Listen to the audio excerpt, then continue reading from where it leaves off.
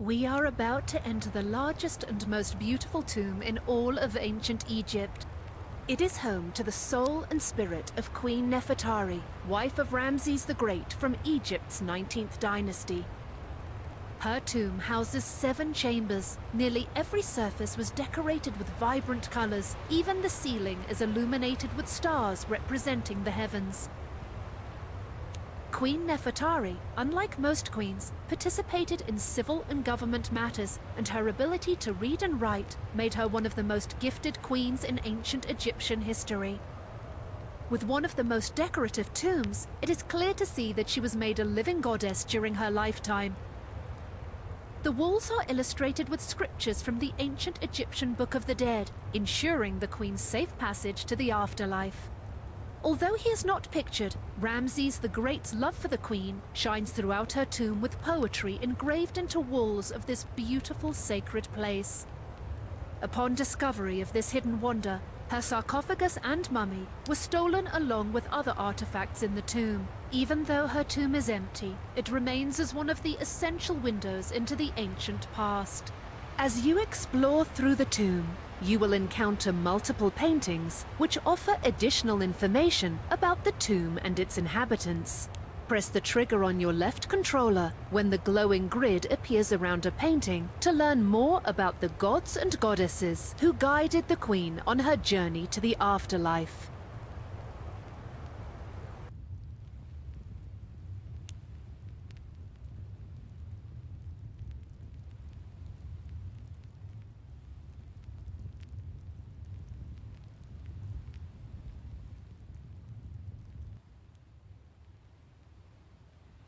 This is Osiris, the god of the dead and king of the underworld. Here, he is standing in a shrine with a roof. We know that it is Osiris because of the hieroglyphic inscription, but also because of his associated symbols. One of his most important symbols is his white crown with 2 feathers. The seated figure on the left is the goddess Nephthys. You can tell by her head, which is made of 2 hieroglyphics. The top symbol, which looks like a bowl, means lady, and the bottom rectangular symbol means mansion. So she is the lady of the mansion. The next 2 figures are the sons of Horus. They are Kebisunuf, with the head of a falcon, and Hapi, with the head of a baboon. The sons of Horus are also the protectors of the mummy's internal organs.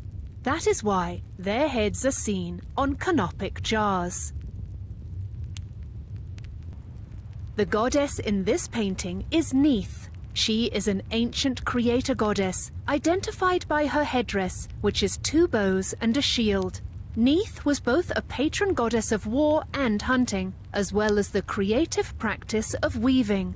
Her ancient cult center was in the Delta in Lower Egypt. Ramesses II's family is thought to have come from Lower Egypt.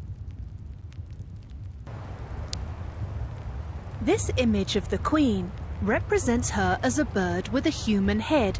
This is a representation of her Ba, her soul.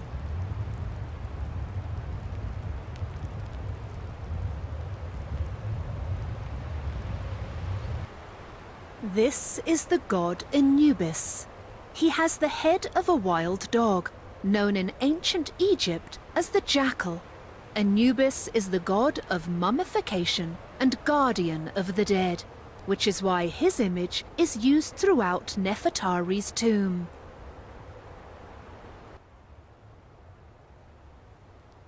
This vulture is a manifestation of the goddess Nekhbet. She is the goddess of Upper Egypt or Southern Egypt. In each one of her claws, she is holding a Shen symbol, a ring that symbolizes eternity and protection. These heavenly animals are associated with the sun god Ra and can provide the deceased queen with food in the afterlife. Each cow is named separately. For example, the red cow in the lower register is called the greatly beloved red of hair, and the bull is called the bull, male of the herd, who dwells in the Red Castle. Here stands the god Ptah. He is an ancient god of creation, crafts, and the arts.